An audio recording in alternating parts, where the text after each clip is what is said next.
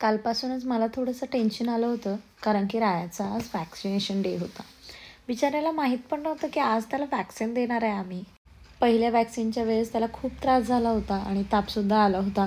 म्हणून मला आता टेन्शन आलं होतं की त्याला किती दुखेल आणि त्याला ताप येईल का? मग ते सुजेल का?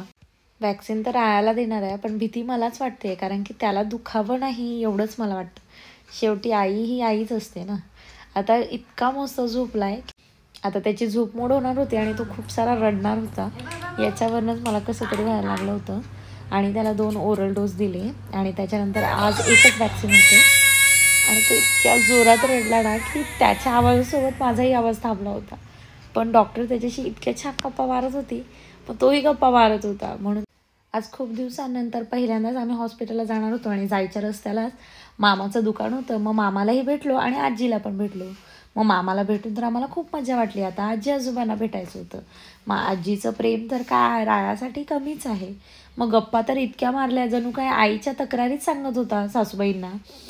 बाबांसोबत खेळला, बाबांशी गप्पा मारल्या. म्हणलं आता निघायची वेळ झाली. मग पप्पा म्हणाले चला आता जायचं आपल्याला घरी.